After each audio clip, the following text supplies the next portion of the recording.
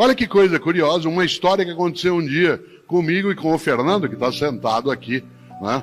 Eu não dirijo, eu não tenho carteira de motorista, não tenho habilitação e não dirijo por uma razão que às vezes parece estranha. Eu não dirijo porque eu não gosto, né? E eu não aprecio fazê-lo. Tem gente que acha, como, você não dirige? Eu digo, eu não dirijo, não boto ovo, não fabrico rádio, né? Tem uma série de coisas que eu não faço no meu dia a dia.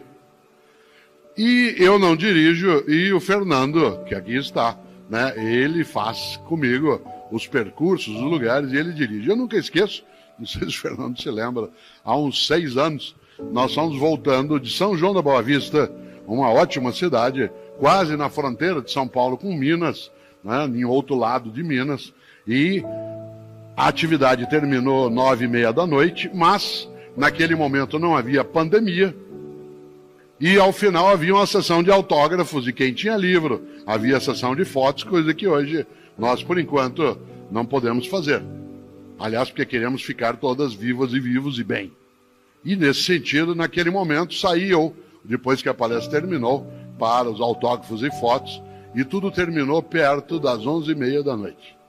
E nós com uma fome danada, querendo comer alguma coisa, a gente tinha tomado um lanche na hora que chegou, mas já estava muito tarde. Saímos de São João da Boa Vista, pegamos a estrada e nada aberto na estrada.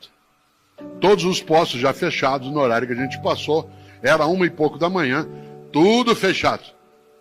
De repente a gente está vindo e vê a luz acesa num posto de gasolina.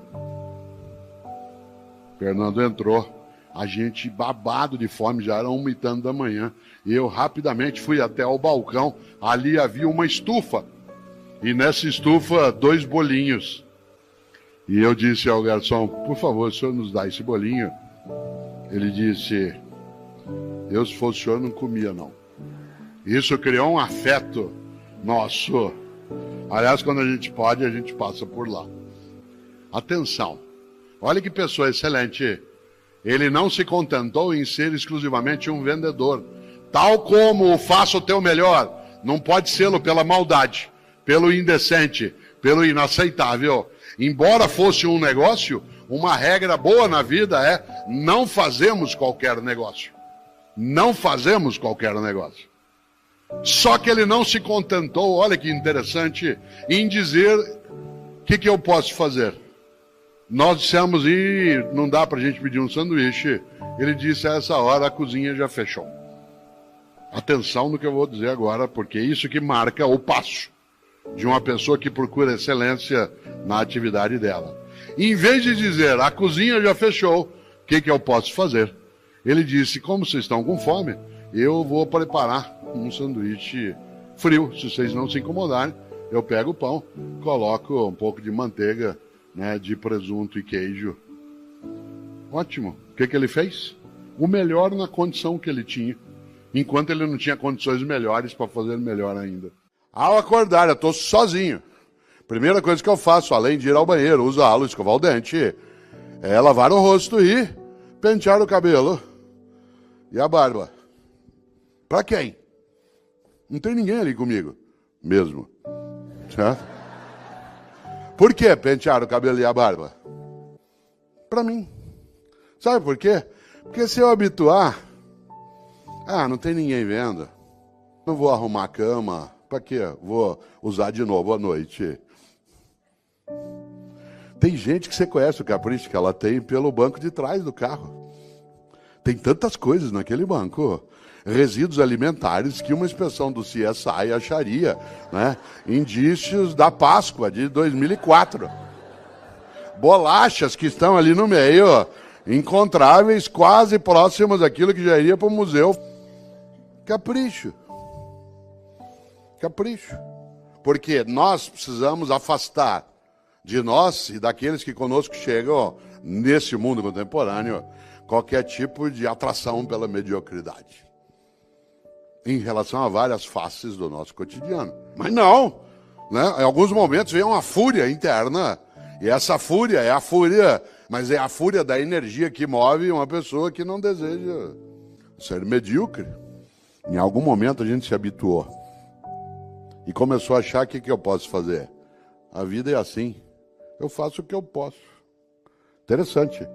Porque essa geração que está agora com menos idade, que, por exemplo, hoje está fazendo vestibular aqui, ela não pode ser formada com a percepção de que a gente deva adotar a mediocridade como sendo nossa referência para algumas coisas. Isto é, deu para passar. Claro que não.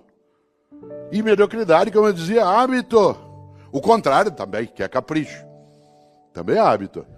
Num comentário que fiz no rádio na sexta-feira, lembrei, hoje o grande tribunal que funciona 24 horas é a família. Você tem grupos de redes sociais com a família, é um tribunal dioturno.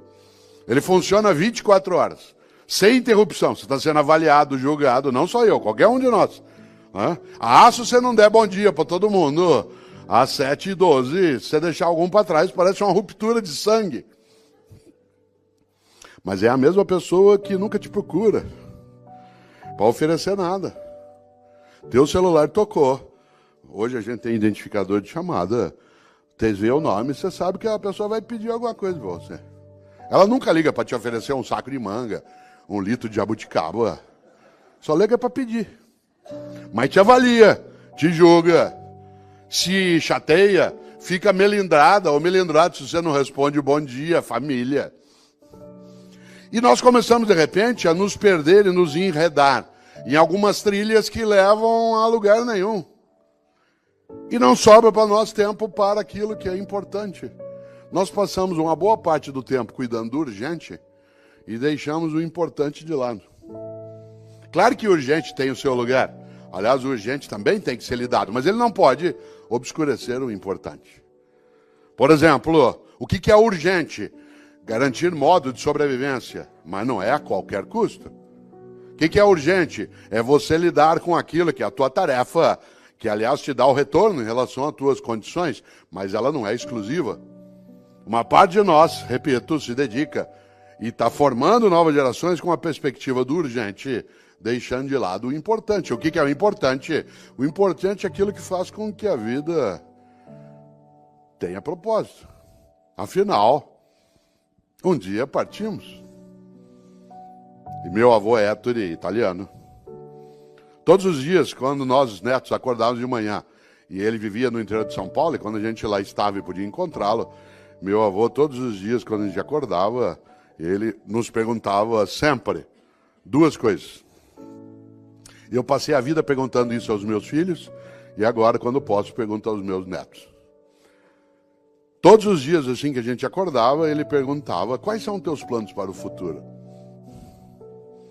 Todos os dias. Isso era irritante, porque isso nos obrigava a ter que pensar em futuro. E eu só queria aproveitar aquele momento. E ele dizia, não é para você não aproveitar, apenas que você não pode só aproveitar o momento. Mas a grande questão, meu avô, era, quais são os teus planos para o futuro?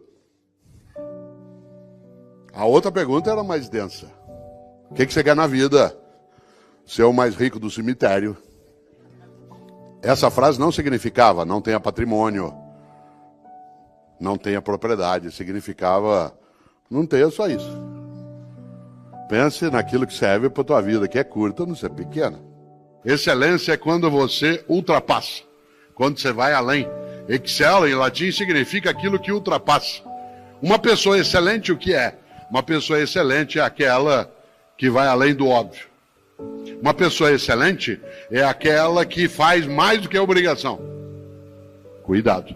Fazer mais do que a obrigação não é trabalhar sem salário, trabalhar sem recurso. Trabalhar fazendo mais do que a obrigação é ter a obrigação como ponto de partida e não como ponto de chegada. Uma pessoa excelente é aquela que parte da obrigação e não chega na obrigação.